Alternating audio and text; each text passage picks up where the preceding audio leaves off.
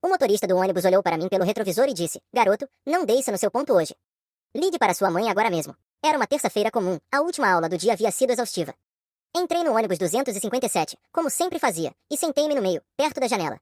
O trajeto era familiar, 20 minutos até o ponto da Rua das Flores, a 2 quadras do nosso apartamento. Meu celular estava com 3% de bateria. Eu apenas observava a cidade passar, pensando na prova de química do dia seguinte. Foi quando senti o olhar. No retrovisor, os olhos do motorista, um senhor calvo, com os cordões do boné da empresa sujos de suor, estavam fixos em mim. Não era um olhar casual. Era insistente, carregado de uma intenção que me deixou inquieto. Ele olhava para mim, depois para a rua à frente, depois de volta para mim. Pela terceira vez, nossos olhares se cruzaram no espelho. Então, ele fez um gesto breve com a cabeça, chamando minha atenção. Com uma voz baixa, mas nítida o suficiente para que eu, no segundo banco, ouvisse sobre o ronco do motor, ele disse: Garoto, não desça no seu ponto hoje. Ligue para sua mãe. Agora. O susto veio gelado. Não era um pedido. Era uma instrução clara, urgente. Algo na seriedade da expressão dele, uma mistura de medo e determinação, me fez obedecer antes mesmo de processar. Meus dedos trêmulos discaram o número da minha mãe. Ela atendeu na segunda chamada. Mãe. João? O que foi? Está no ônibus? Estou. O motorista, ele me disse para não descer no nosso ponto. Para te ligar. Houve uma pausa. Uma pausa longa demais. Quando ela falou novamente, sua voz estava diferente. Firme, mas com um fio de pânico contido. João, escute com atenção. Faça exatamente o que ele disser.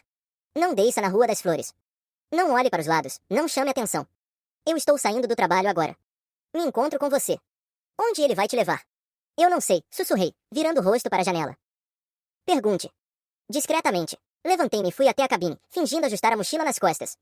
Senhor, a minha mãe quer saber para onde estamos indo. Ele não tirou os olhos da rua. Shopping Centro. É movimentado. Diga para ela te encontrar na praça de alimentação, em frente à loja de celulares. E desligue seu telefone. Agora. Repeti o local para minha mãe e desliguei, como ordenado. O ônibus não seguiu o itinerário normal. Ele virou à esquerda na avenida principal, pegando uma rota mais longa. Minha mente girava. Por quê? Quem era aquele homem?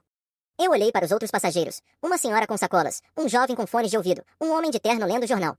Ninguém parecia notar o desvio. O ônibus estacionou no ponto do shopping. Antes que eu descesse, o motorista me entregou um bilhete amassado, sem desviar o olhar do para-brisa. Dê isso à sua mãe. Só a ela. E não volte para casa hoje. Desci, e o ônibus partiu rapidamente, como se ele também precisasse fugir dali. No caos da praça de alimentação, me senti um pouco mais seguro. 10 minutos depois, minha mãe chegou, pálida, segurando a bolsa com força. Entreguei o bilhete. Ela leu, e seu rosto perdeu toda a cor. Dobrou o papel e guardou no bolso. Vamos embora. Não para casa. Para o hotel perto do hospital. Mãe, o que está acontecendo? O que tinha no bilhete? Mais tarde, João. Preciso ter certeza de que estamos seguros primeiro. No quarto de hotel modesto, ela finalmente contou.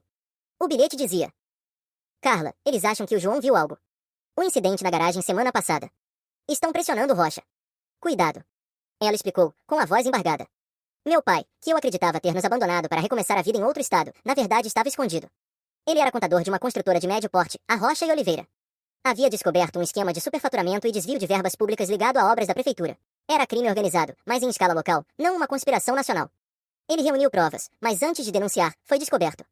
Recebeu ameaças. Uma noite, homens foram até nossa casa. Ele não estava.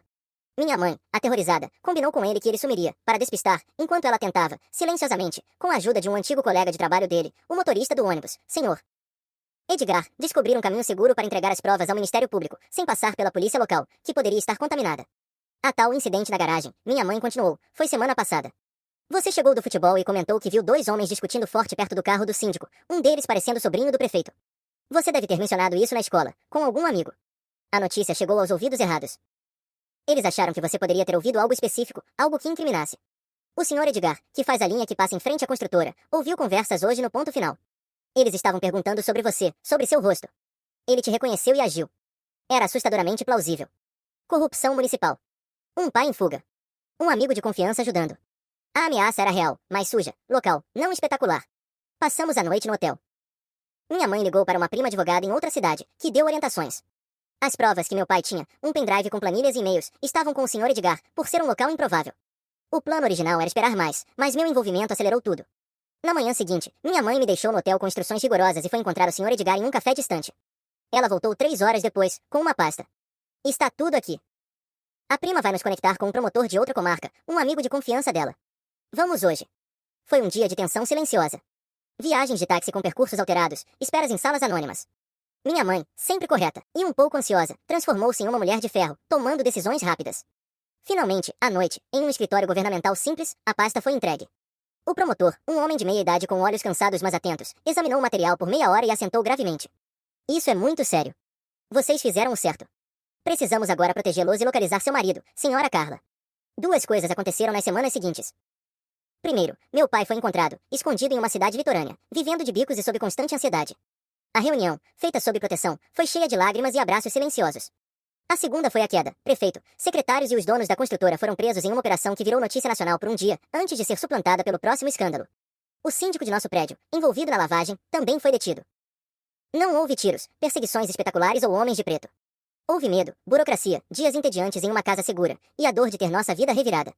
O Sr. Edgar recebeu uma transferência para um setor administrativo da empresa de ônibus, por saúde, e um agradecimento eterno de nossa família.